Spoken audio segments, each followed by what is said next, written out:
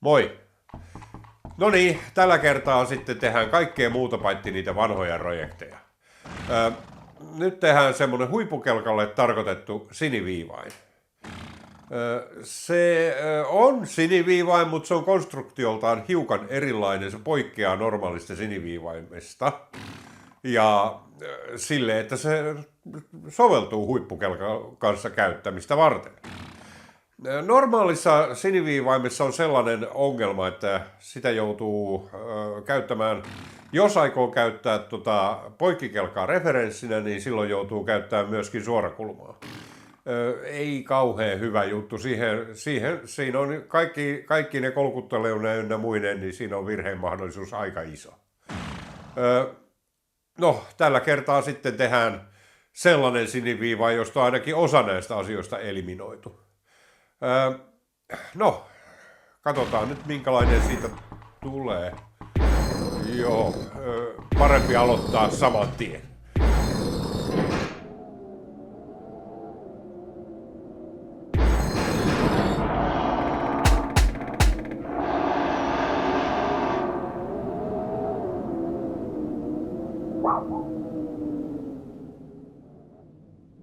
Tarkennuksena vielä, että en tee siniviivainta. No en ainakaan tällaista, jonka käytössä näen paljon ongelmia. Teen siniviivaimelle tarkoitetun telineen, jonka voin kiinnittää sitten huippukelekkaan. Kiinnittämiseen en käytä magneetteja, enkä tee huippukelkkaan muutoksia.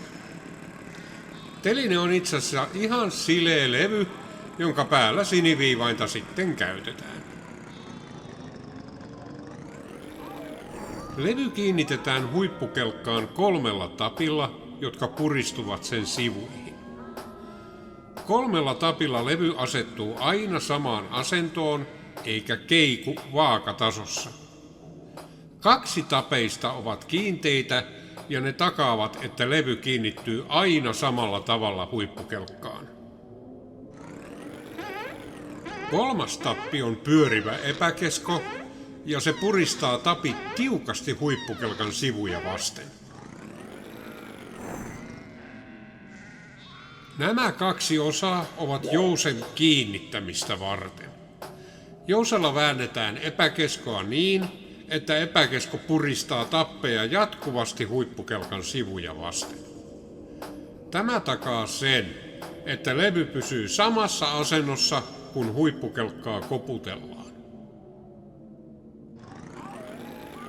Epäkeskoa voi vääntää levyn yläpuolella olevasta nupista. Nupista vääntämällä tapit irrottavat otteensa ja levyn voi ottaa pois tai laittaa paikoilleen. Nuppi kiinnitetään ruuvilla. Levyn yläpuolelle tulee referenssipinta. Se kiinnitetään levyn alapuolelta 4 M4-kokoisella kuusiokoloruuvilla. Ruuvien reijät ovat väljät, että referenssipinnan voi kalibroida. Kalibroinnin jälkeen ruuvit on syytä lukita paikoilleen esimerkiksi ruuvilukitteella. Siniviivain asetetaan referenssipintaa vasten tällä tavalla. Sen käsittely on helppoa, koska se on siinä kuin tarjottimella. Kun siniviivain on saatu haluttuun kulmaan, voi sen lukita paikoilleen. Lukitsemiseen käytetään tarkoituksen varattuja pitimiä, jotka kiristetään paikoilleen muttereen.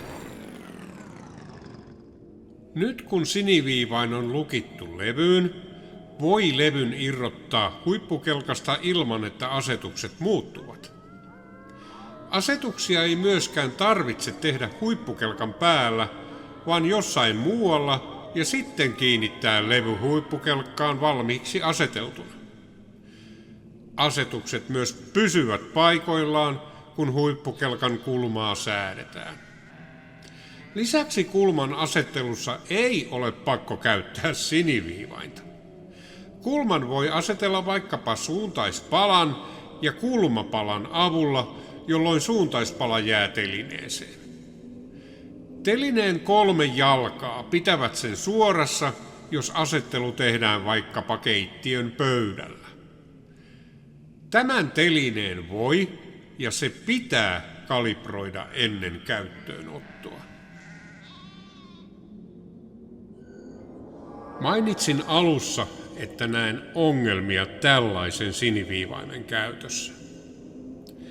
Ensinnäkin kulman asettelussa käytettävä mittapala tulee siniviivaimen alapuolelle, ja sitä on pidettävä paikoillaan kulman asettelun ajan. Siniviivainta pitää paikoillaan muutama supermagneetti, jotka keräävät metallilastuja ja metallipölyä.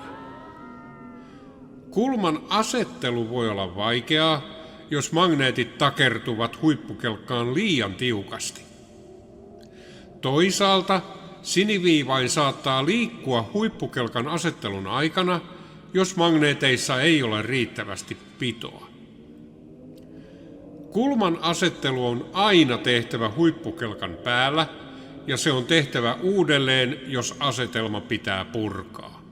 Kuvassa olevaa siniviivainta ei voi kalibroida, ja on vain luotettava siihen, että huippukelkan sivu on samansuuntainen sen liikeradan kanssa. Tässä telineessä ei ole mainitsemiani ongelmia. No, nyt sitten teen tällaisen huippukelkan kulman asetteluun tarkoitetun telineen.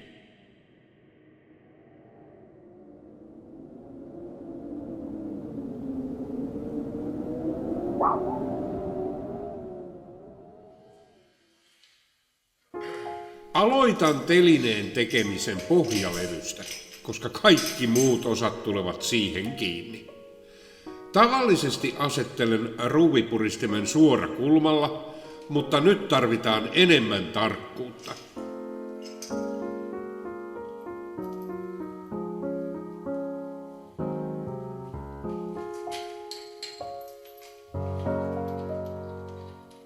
Kiristän yhden kiinnityspultin ja jätän loput sormikireyteen. Näin tiedän, minkä kulman ympäri ruuvipuristin kiertyy, kun asettelen sitä.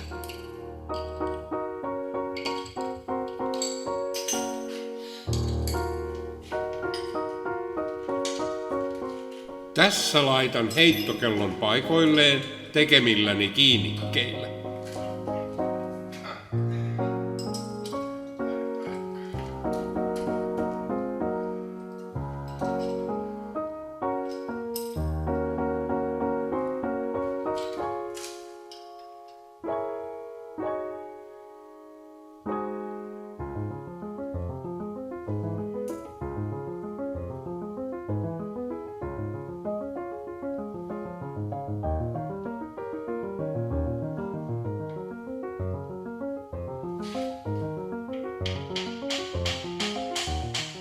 Koputtelen ruuvipuristinta eri suunnista, kunnes sen kiinteä leuka on suorassa.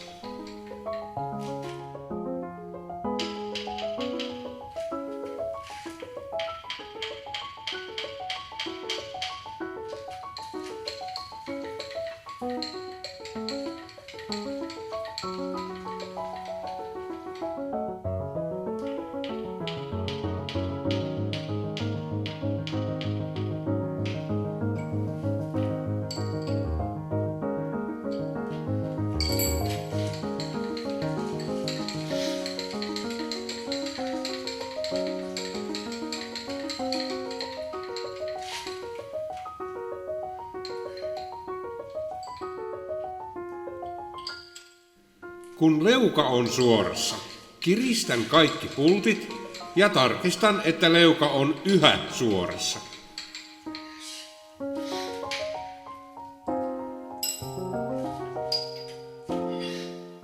Lopuksi asettelen jyrsimen karan niin, että se ylettää työkappaleen joka paikkaan.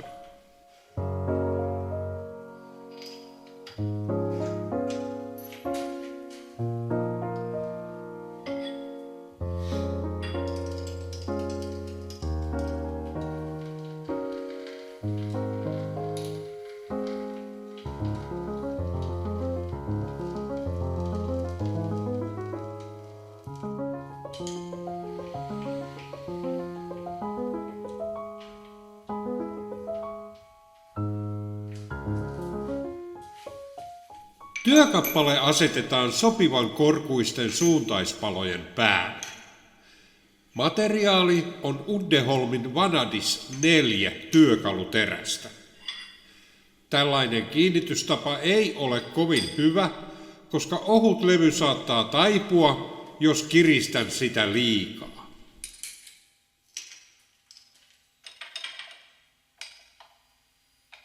Levy keikkuu, koska siinä on yksi korkea kulma, jonka tässä viilaan pois.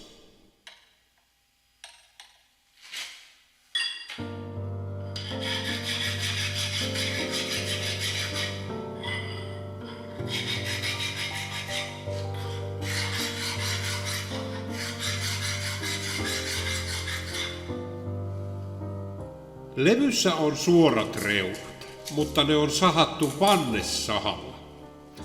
Laitan ohuen kuparifolion epätasaisuuksia tasoittelemaan. Kuparifolio myös lisää leuan pitoa. Käytän tällaista kolmiteräistä tasojyrsintä. Tässä vaihdan siihen teräpalat. Laitan teräpalan vain yhteen kulmaan, jolloin se toimii kuin fly cutter. Tavoittelen tällä hyvää pinnan laatua. Käyttämässäni sermet teräpalassa on kulmissa suhteellisen suuri nirkko.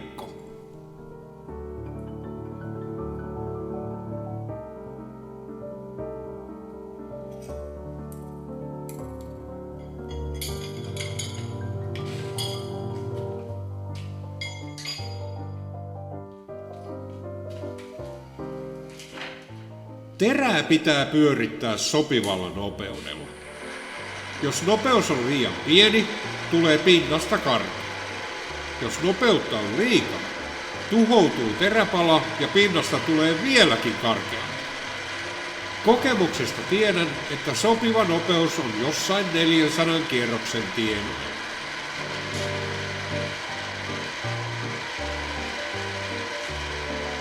Levyn pinta on sahan jäljiltä erittäin epätasainen. Otan siitä 0,1 mm kerroksia, kunnes se on kutakuinkin tasainen. Syötän tätä käsin, koska tässä on aluksi suuria alueita, joissa terä ei leikkaa ollenkaan.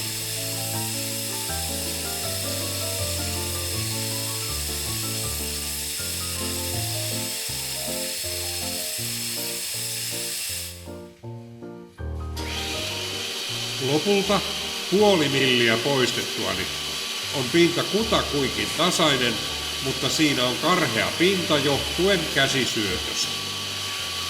Siivoan lastut imurilla. Nämä lastut ovat pieniä ja teräviä, eikä niihin ole hyvä koskea käsiä. Nyt ajan kappaleeseen hyvän pinnan. Olen kääntänyt teräpalaan uuden kulman, koska edellinen kulma tuhoutui osittain käsisyötön ja epätasaisen pinnan takia. Leikkuusyvyys ja terän pyörimisnopeus ovat samat kuin ennenkin. Käytän konesyöttöä ja nopeus on noin 30 mm minuutissa, jolloin pinnasta tulee aika hyvä. Käytän leikkuuöljyä, joka saa teräpalan kestämään paremmin. Siirrän pöytää 16 mm kerrallaan, jolloin pintaan jää raidotus.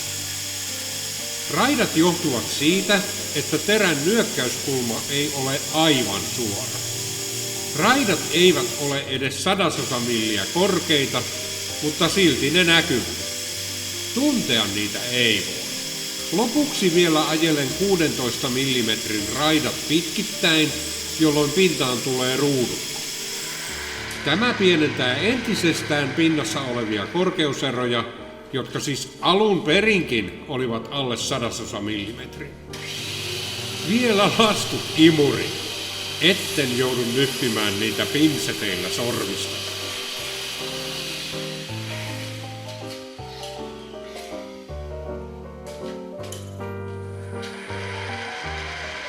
Oikaisen sahatut reunat tappijyrsinällä. Kierroksia on nyt yli 600 ja syötön teen käsin. Tämä tekee työkappaleesta hiukan alamittaisen, mutta tällä ei ole lopputuloksen kannalta kovin suurta merkitystä.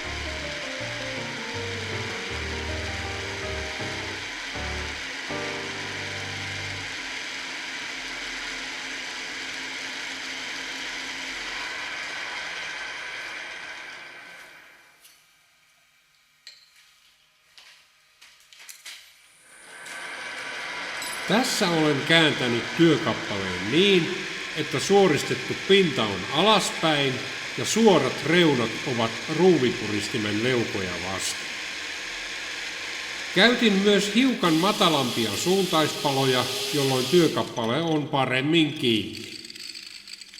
Myös nämä reunat pitää oikaista.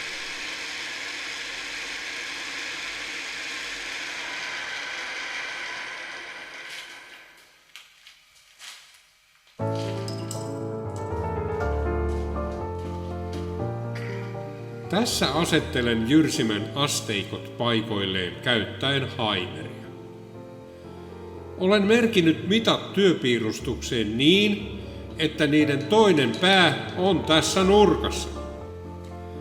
Tämän koneen johtoruuveissa on paljon väljää ja yhteisen referenssipisteen käyttö auttaa väljyyden huomioimisessa. Valitsin tuon kulman, koska nyt jyrsimen asteikot alkavat nollasta ja lukemat suurenevat.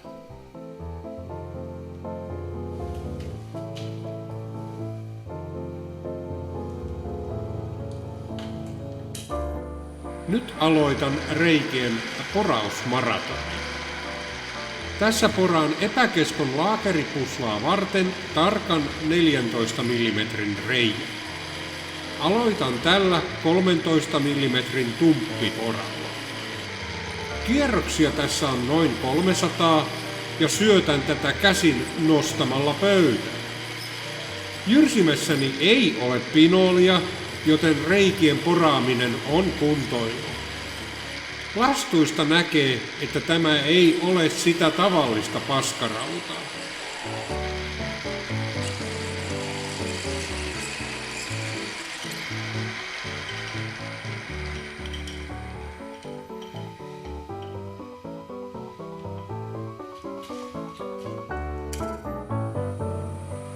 Seuraavaksi reikää suurennetaan 13,8 mm esikalvain poralla.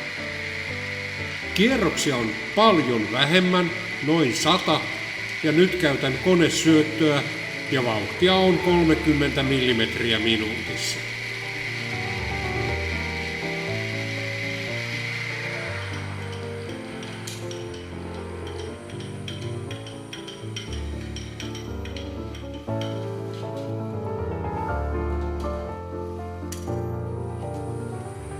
Lopuksi reikä suurennetaan lopulliseen mittaansa 14H7 kalvaimella. Kierroksia on edelleen vain se 100 ja konesyötön vauhti on edelleen 30 mm minuutissa.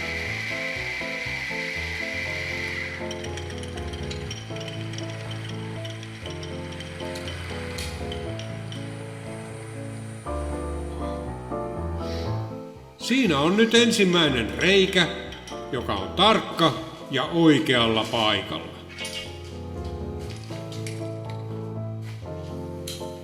Tähän tulee reikä, jossa on M5 kierre.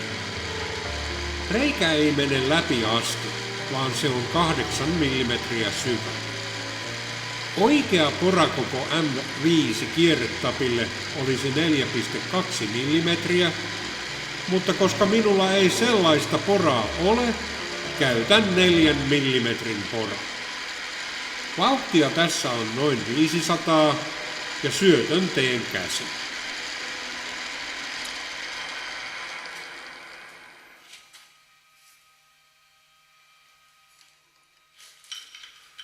Pidän kierretapin suorassa tällä automaattisella pistepuikolla, jonka laitan 13 mm ER40 kiristysholkilla kiinni.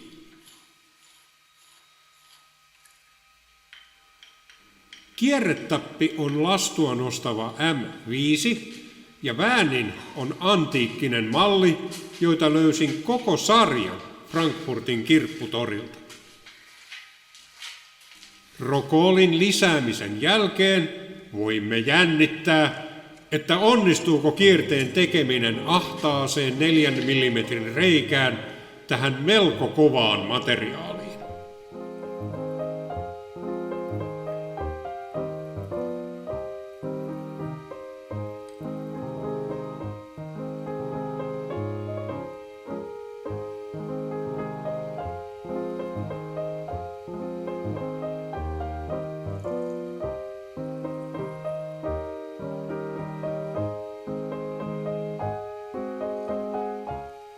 Kierre onnistui ja kierretappikin on vielä yhtenä kappaleena. Jos tällaisen kierteen tekee käsivaralta näin ahtaaseen reikään ja näin kovaan materiaaliin, on kierretapin rikkoutuminen lähes varma.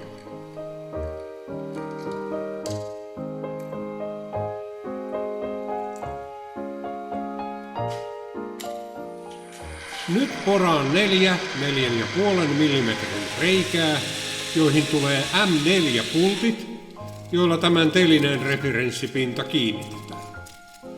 Reiät ovat tarkoituksellisesti väliä, että telinen referenssipinnan voi kalibroida.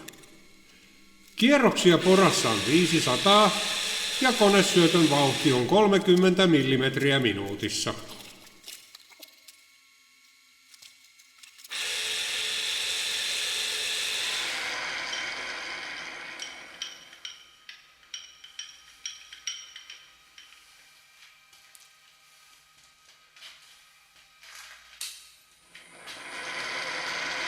Reikiin tulee syvennykset M4-pulttien kantoja varten niin, että ne jäävät pinnan alapuolelle.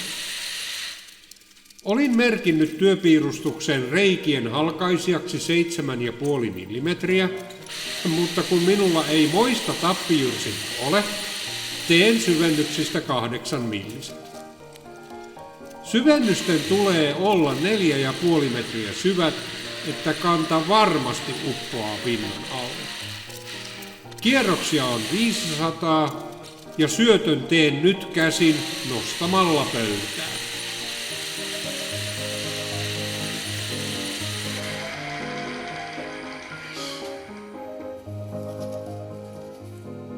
Siinä ovat nyt reiät syvennyksineen 4 M4-pultille.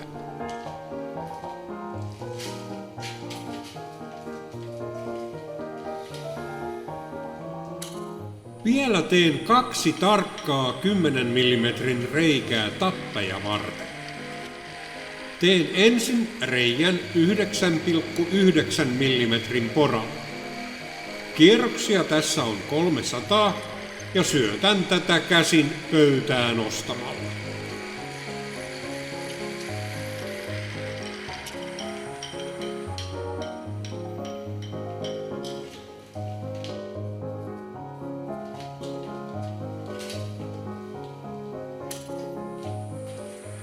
Suurennan reijän lopulliseen mittaansa 10 H7 kalvaimella.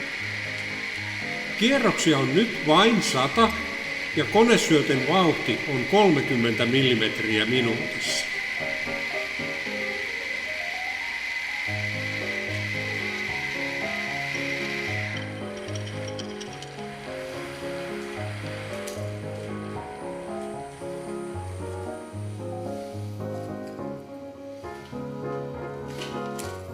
Toinen 10 mm reikä on muuten samanlainen, mutta se on levyn toisessa kulmassa.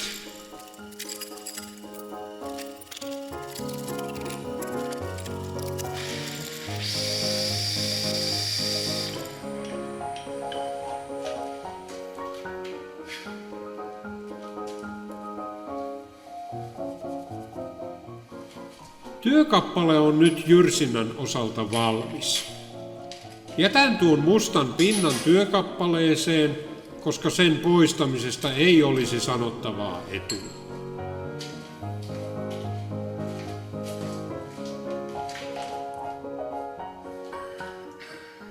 Viimeiseksi poistan reijistä purseet ja hion työkappaleen yläpintaa.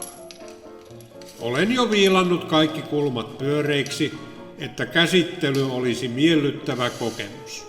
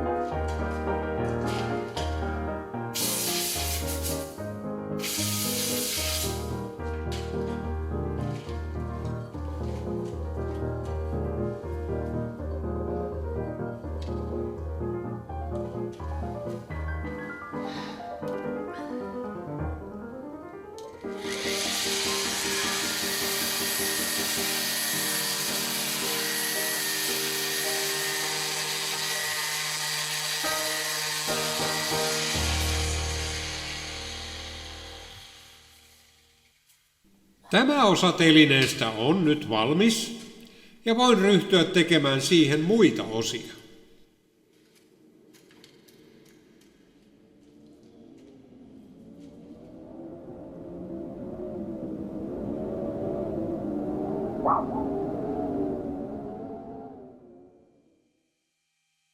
Nyt olisi pronssipuslan vuoro, mutta teen sittenkin messinkipuslan. Minulla ei ollut sopivan kokoista pronssikankea ja siksi teen tämän messingistä. Messinki ei ole niin hyvää laakerimateriaalia kuin pronssi, mutta tässä sovelluksessa messinkikin käy. Työnsin 6-kulmaisen messinkikangen 22 mm ER40 kiristysholkkiin. Epäilin, että se ei kiinnittyisi kunnolla, mutta kyllä se siellä pysyy.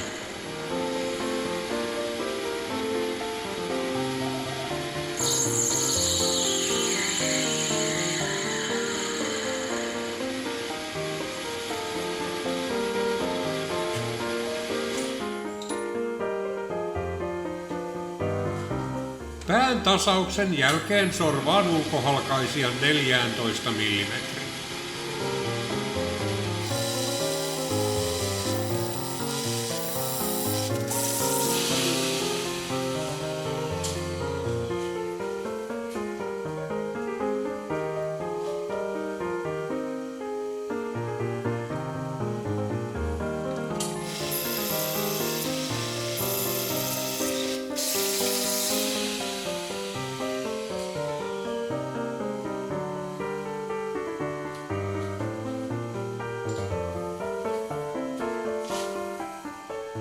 Koetan säätää sorvin asteikot niin, että asteikkojen tasamillit ovat todellisuudessakin tasamillejä.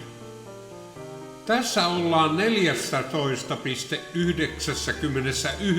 millissä ja sorvin asteikolla on joku tasamilli. Otan seuraavaksi 1 millimetrin halkaisijasta pois ja sen jälkeen ulkohalkaisijan pitäisi olla hiukan vajaa 14 millimetriä joka on oikein sopiva mitta.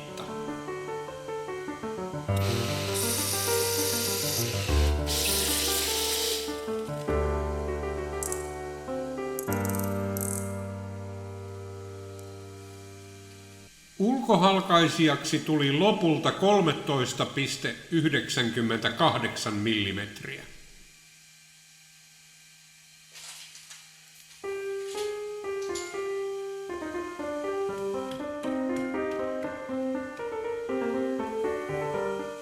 Puslan sisähalkaisija tulee olemaan 8 millimetriä.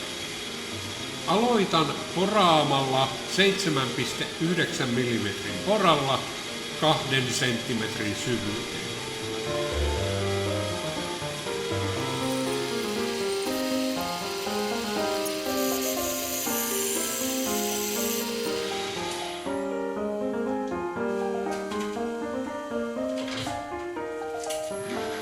Suurennan reijän lopulliseen kokoonsa 8H7 kalvaimella. Tein reiästä tarkoituksella paljon tarvetta syvemmän, että kalvain menee riittävän syvälle.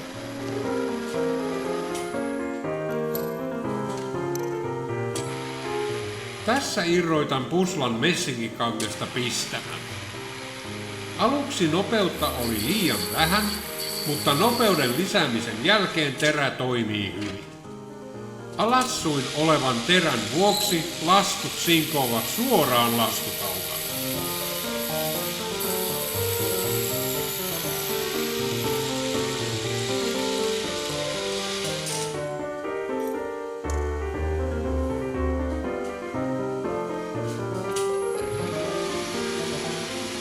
Lopuksi vielä siivaan päädyt ja viilaan terävät kulmat pois. Sitten tämäkin osa on valmis.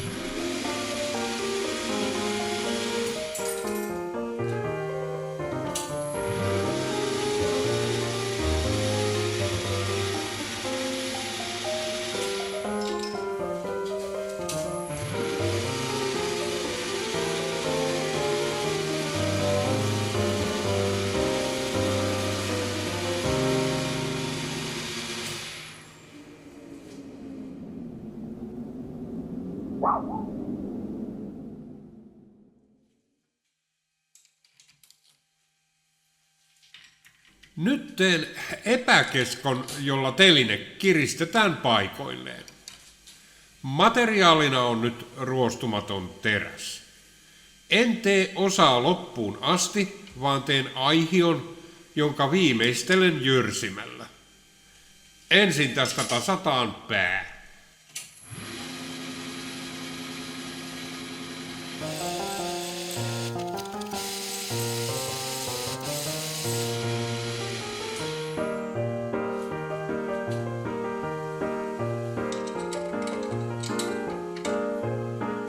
Seuraavaksi ohennan tätä 20 mm matkalta 8 mm halkaisijaa.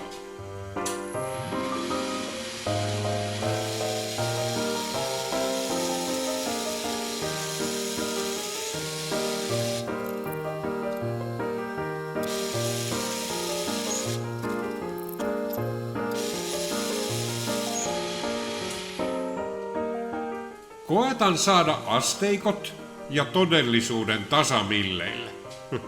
Nyt mitta on 13,98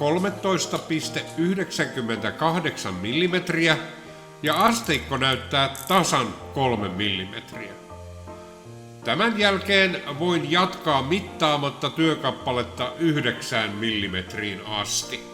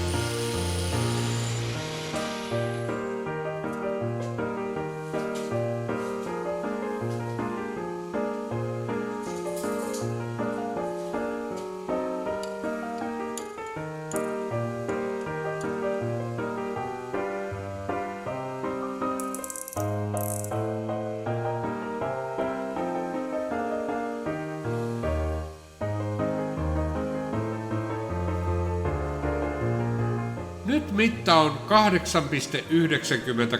mm. Aika hyvin pitävät nuo asteikot paikkansa. Nyt vielä viimeinen millimetri pois 2 pyyhkäisyllä.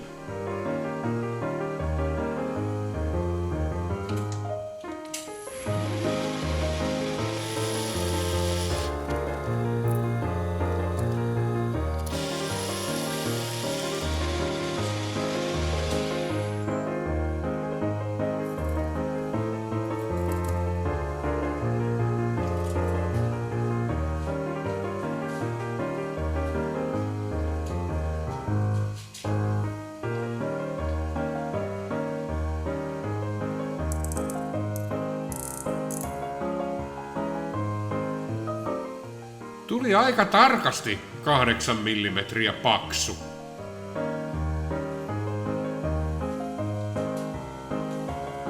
Vielä pistän tämän irti ja viimeistelen osan sitten myöhemmin jyrsimällä.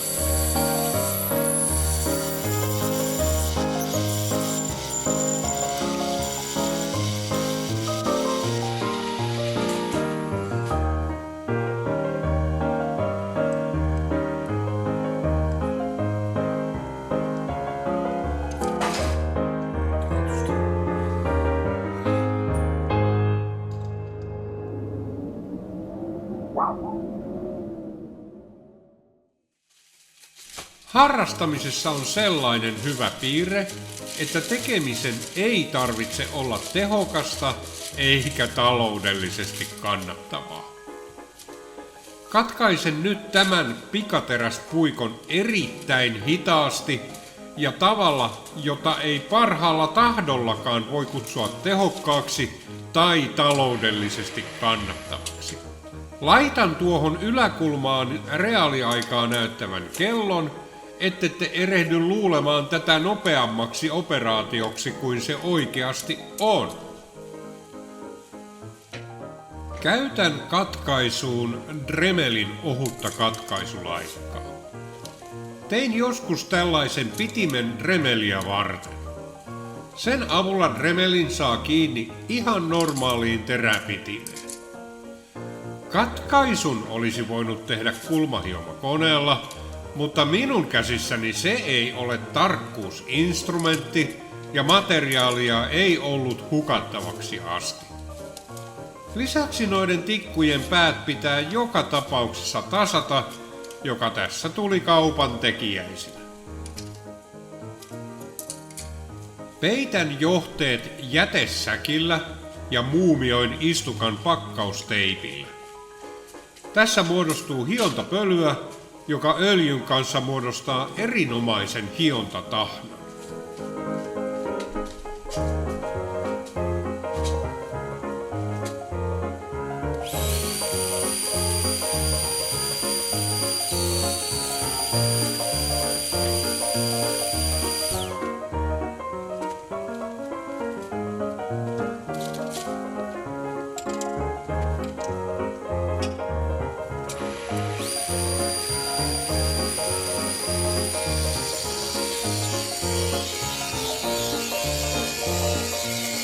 Kiekon keskipiste kannattaa säätää hiukan keskilinjan alapuolelle. Jos se on keskilinjan yläpuolella, vetää Dremel kelkkaa katkaistavan tikun päälle. Kun kiekon keskipiste on keskilinjan alapuolella, työntyy Dremel poispäin työkappaleesta.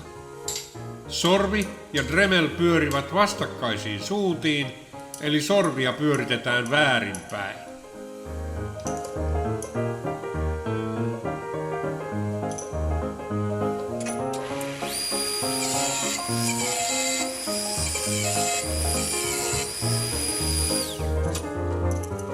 Kokeilin erilaisia nopeuksia sekä Dremelissä että sorvissa. Olin yllättynyt siitä, että sorvin nopeudella on vaikutus hionnan tehokkuuteen. Jos sorvi pyörii liian hitaasti, alkaa Dremel värähdellä ja laikka rikkoutuu. Tehokkaimman, eli vähiten tehottoman, tuloksen sain, kun pyöritin sorvia 800 kierrosta minuutissa. Jos survi pyörii nopeammin, ei tehottomuus enää vähenny.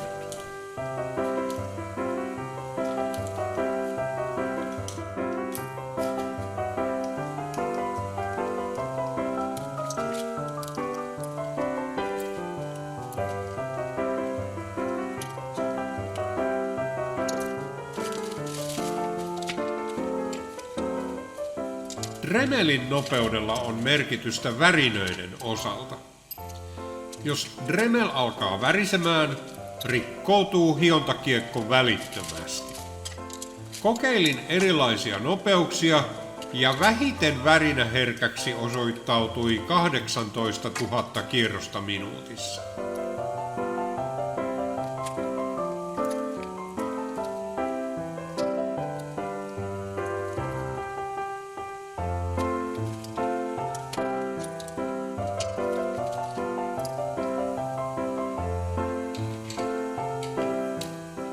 Syöttämiseen käytän poikkikelkkaa. Syöttäminen on tehtävä hyvin varovaisesti ja hitaasti. Aluksi syötin aivan liian nopeasti ja hiontakiekko lähti kiertoradalle saman tien. Lopulta sain kiekon kestämään syöttämällä vain 0,05 millimetriä kerrallaan. Jokaisen syöttökerran jälkeen odotin, että hiontaääni palasi entiselleen.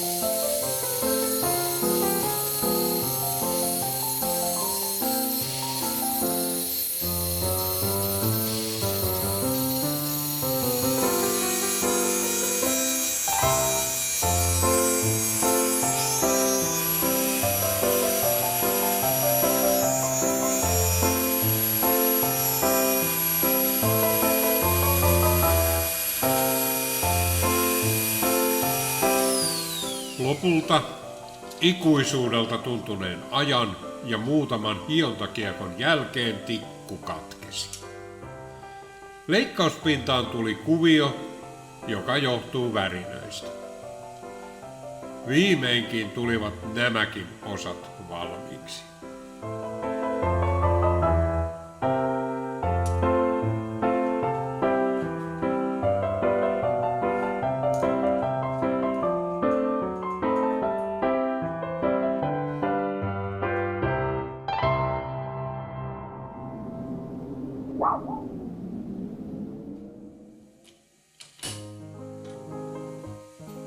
Nyt on vuorossa tämä pikkutikku.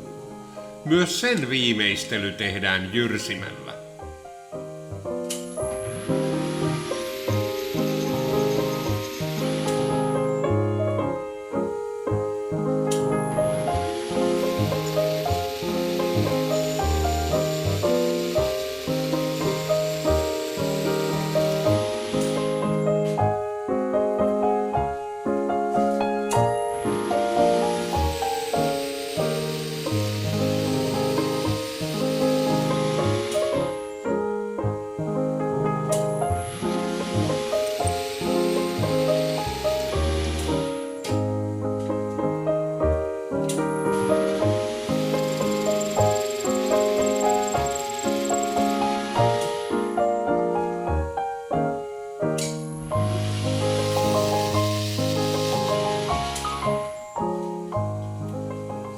Tämäkin on nyt sorvaamisen osalta valmis.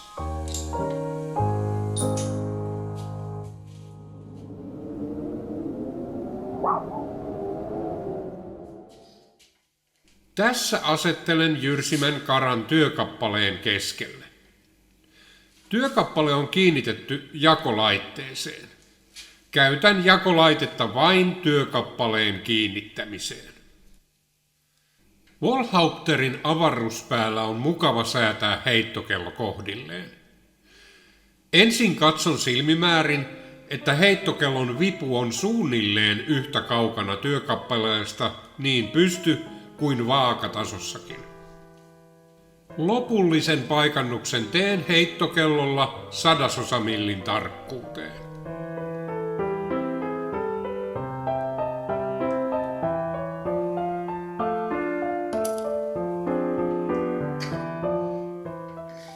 Työkappaleen materiaali on ruostumatonta terästä ja siksi käytän tällaista korpinkynsiteräpalaa. Laitan teräpalan oikeaan kulmaan.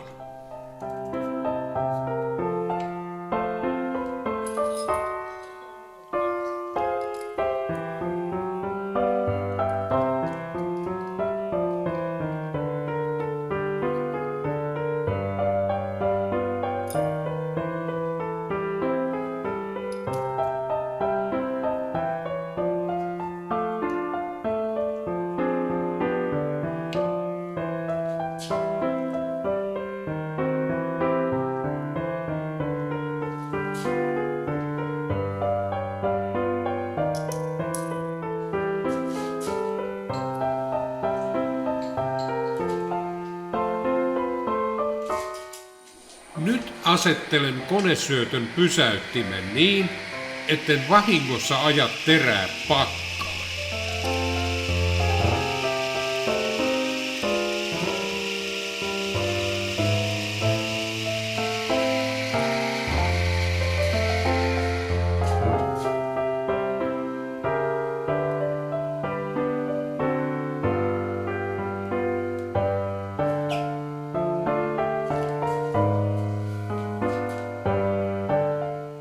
Olin unohtaa erään todella tärkeän asian.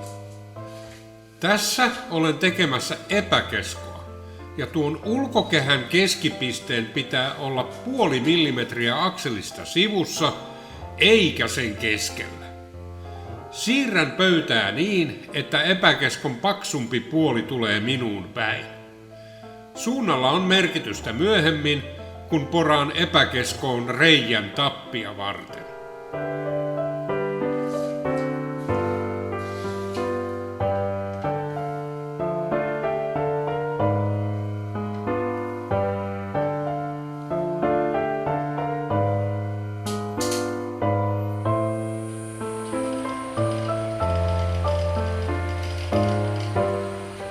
Karaa pyöritetään tässä tapauksessa väärään suuntaan. Nopeudeksi valitsin 400 kierrosta minuutissa. Konesyötön nopeuden säädin 17 millimetriin minuutissa.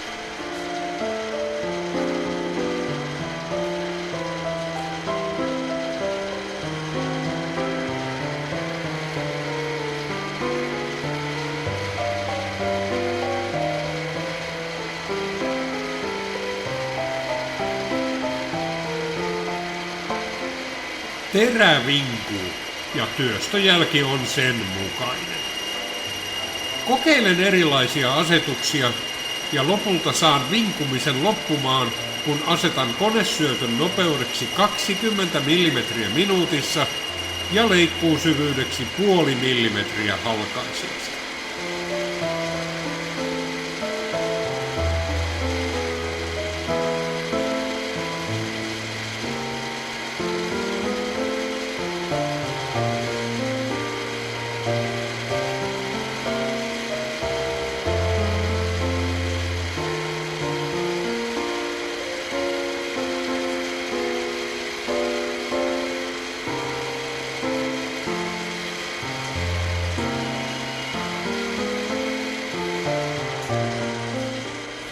Wallhaupterin karanpuoleisessa päässä on kiekko, josta säädän terän paikan. Pieni sormiruuvi lukitsee terän paikoilleen. Tämä säätö on erittäin tarkka ja se on helppo tehdä.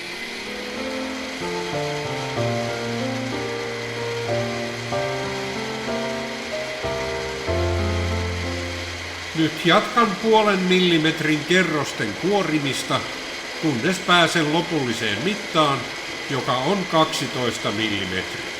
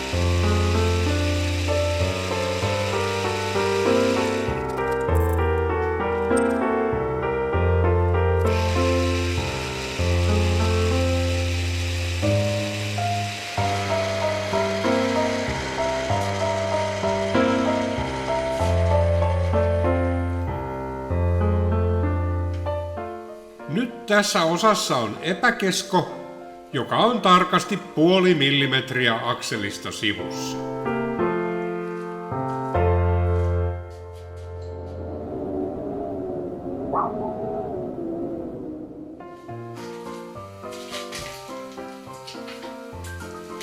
Nyt kun pöytä on ylhäällä, voin voidella pöydän johtoruuvin. Ensin vedän johtoruuvin suojaputken ylös. Kun suojaputki on ylhäällä, voin voidella johtoruuvin ruikkimalla öljyä tähän tarkoitukseen varattuun syvennykseen.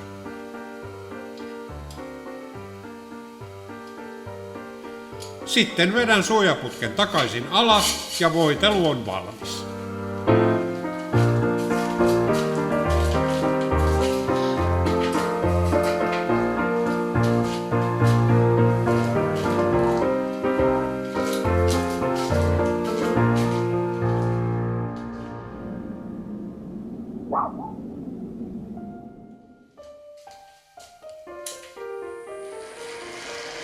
Epäkeskoon laitan vielä 6 millimetrin tapin, johon kiinnitetään jousi, joka pitää epäkeskoa kiinni. Tapin paikka ei ole lainkaan kriittinen ja laitan sen paikoilleen silmimäärin. Teen tällä 6 millimetrin tappijyrsimellä epäkeskon pintaan raapaisun, josta tiedän tapin paikan.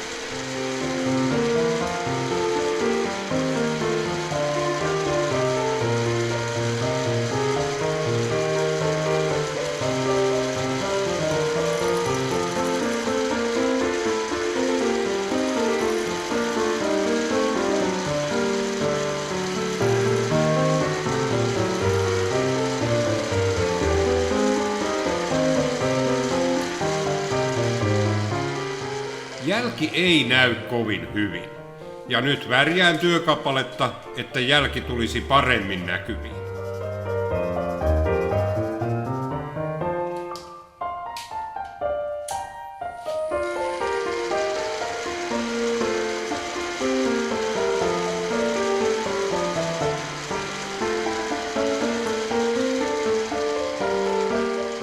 No nyt se näkyy.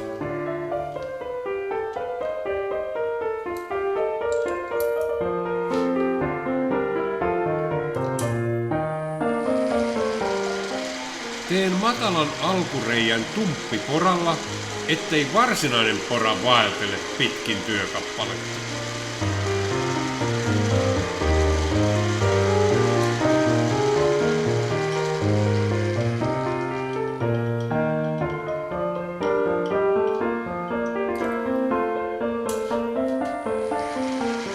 Poraan tällä 6 millimetrin poralla suunnilleen 6 millimetrin syvyyteen.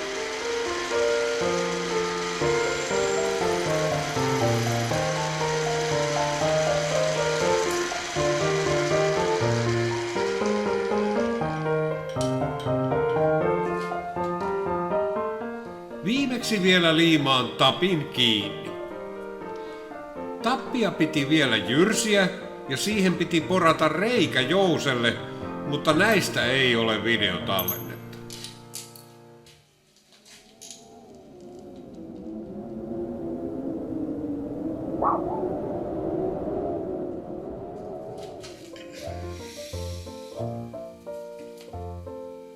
Nyt liimaan 3 osaa pohjalevyyn kiinni.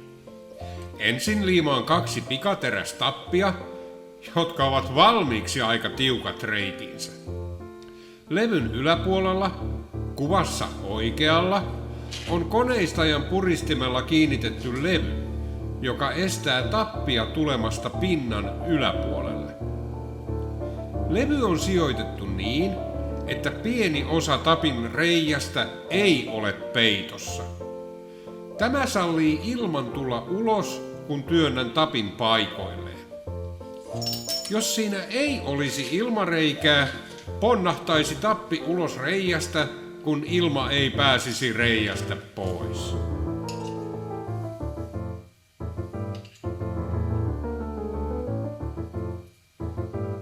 Liimaan toisenkin tapin.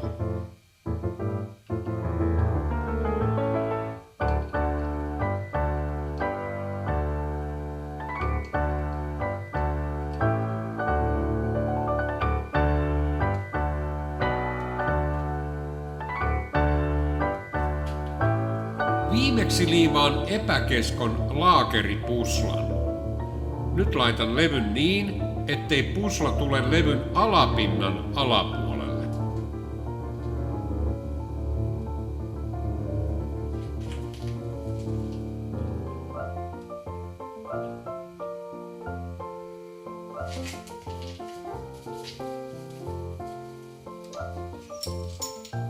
Lopuksi odotan, että liima kovettuu.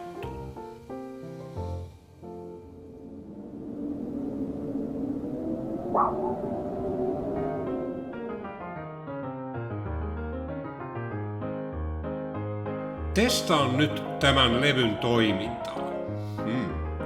Tämän testin tuloksesta riippuu, että tuleeko tästä susi vai suuri jänis. Ensin laitan epäkeskon levyyn ilman jousta ja kokeilen, että meneekö levy ylipäätään paikoilleen.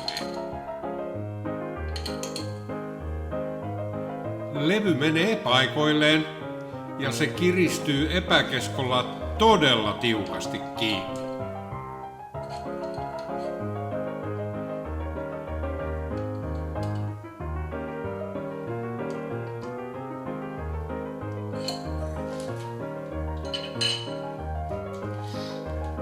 Nyt laitan epäkeskoon jousen ja kokeilen, miten hyvin levy pysyy paikoillaan jousen kiristämänä.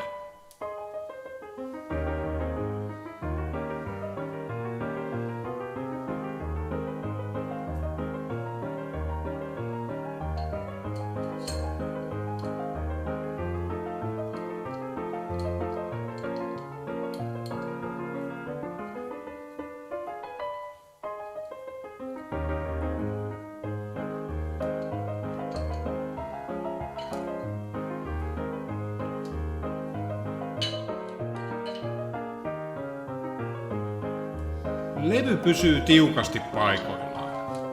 Sitä ei pysty kiertämään vaakatasossa käsivoimin. Tästä on hyvä jatkaa.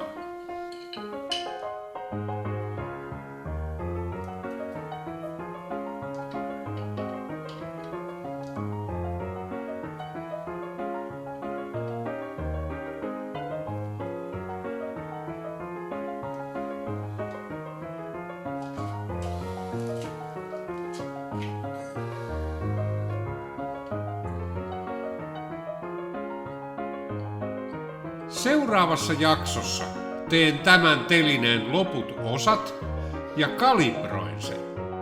Siihen asti, hei hei!